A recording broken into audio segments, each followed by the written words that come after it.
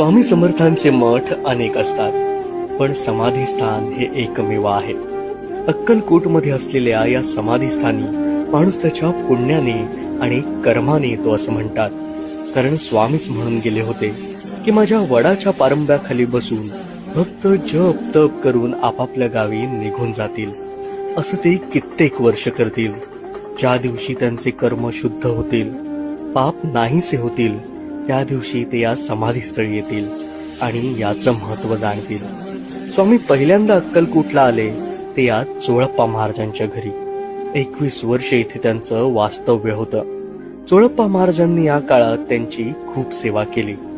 स्वामींच्या प्रस्थानाच्या वेळी चोळप्पांच्या भक्तीवर प्रसन्न झालेल्या स्वामींनी तुला काय हवं असं मागितलं.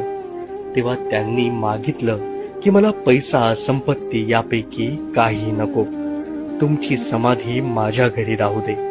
आज चोळप्पा महाराजांची 5वी पिढी ही अविरत गुरुसेवा नित्य नेमाने करते. श्री स्वामी समर्थ.